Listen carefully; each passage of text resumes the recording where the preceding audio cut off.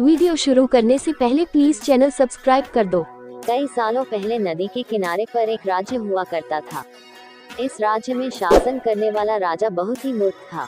वहीं राजा का मंत्री बहुत चालाक था। एक दिन शाम के समय राजा और मंत्री दोनों नदी किनारे टहलते हुए शाम का आनंद ले रहे थे।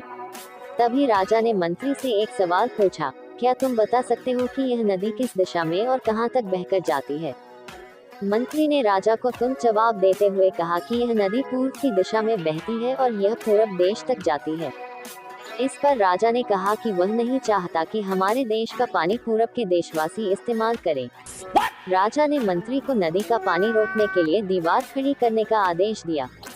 तभी मंत्री ने राजा से कहा कि ऐसा करने पर हमारा ही नुकसान होगा। राजा ने गुस्से में कहा कि पानी हमारा है और पूरब देश वाले मुफ्त में इसका इस्तेमाल कर रहे हैं और तुम बोल रहे हो कि हमारा नुकसान होगा। इसमें हमारा कुछ नुकसान नहीं होगा। तुम जल्दी से जल्दी नदी में दीवार बनवाने का काम शुरू कराओ। मंत्री राजा की आज्ञा का पालन करते हुए कारीगरों को बुलाता है और नदी के पास दीवार बनवाने का काम शुरू करवा देता है। नदी में दीवार बनाने का काम तेजी से चलने लगा और कुछ दिनों में दीवार बनकर तैयार हो गई। ये देखकर राजा बहुत खुश होते हैं, लेकिन उनकी बेवकूफ़ी के कारण कुछ दिन बाद जब बारिश का मौसम आया तो नदी का पानी पूरे राज्य में भरने लगता है। धीरे धीरे पानी लोगों के घरों में घुसना शुरू हो जाता है। इससे परेशान होकर सारे राज्य के लोग इकट्ठा होकर मंत्री के पास आते हैं। मंत्री उन्हें यकीन दिलाता है कि वह इस समस्या का हल जल्दी ही निकालेगा। लोगों की परेशानी सुनकर मंत्री समाधान निकालने के लिए एक योजना बनाता है। उन्होंने राजमहल में समय को बताने के लिए घंटा बजाने वाले शख्स को इसमें शामिल किया। वो समय के अनुसार घंटा बजाता था, जिससे लोगों को समय पता चलता था। मंत्री ने उसे कहा कि आज तुम प्रति घंटे की बजाय हर आधे घंटे में घंटा बजाना। उस आदमी ने मंत्री ने जैसा कहा वैसा ही किया। इससे जब सुबह के 3 बज रहे थे तो उसने 6 बार घंटा बजाया। 6 घंटे सुनकर राजा और सभी नगर वासियों को लगा कि 6 बज गए हैं और सुबह हो गई है। राजा उठकर बाहर आता है तो वहां मंत्री पहले से मौजूद होता है। बाहर अंधेरा देखकर राजा मंत्री से पूछता है कि अभी तक सूरज क्यों नहीं निकला है।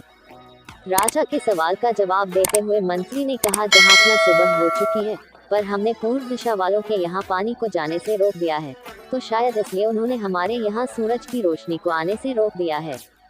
इसलिए सूरज नहीं निकला है और हमारे देश तक रोशनी नहीं पहुंची है। ऐसा लग रहा है कि अब हमारे देश में सूरज की रोशनी कभी नहीं पहुंच पाएगी। ये सुनकर राजा चिंता में पड़ जाता है और मंत्री से पूछता है कि क्या इसका कोई उपाय नहीं है। तब मंत्री उत्तर देता है कि महाराज, अगर आप नदी का पानी छोड़ देते हैं तो हो सकता है कि वो भी सूरज को छोड़ देंगे। इससे राज्य में फिर से रोशनी आ जाएगी। राजा मंत्री को तुरंत नदी की दीवार तोड़वाने का आदेश देता है। मंत्री कारीगरों को नदी पर ले जाकर उन्हें दीवार तोड़ने के लिए कहता है। कुछ घंटों में कारीगरों ने दीवार गिरा दी और तब तक सूरज के निकलने का समय भी हो गया था। सूरज निकल आया और सूरज की किरणें देखकर राजा बहुत खुश हुआ और मंत्री को इनाम देने की घोषणा की। राजा ने मंत्री की तारीफ करते हुए कहा कि तुम्हारे कारण हमारे राज्य में फिर से सूरज निकल पाया है और तुमने हमारे राज्य को अंधकार से बचाया है। इसके बाद मंत्री कहता है कि महाराज, ये तो राज्य के प्रति मेरा फर्ज था।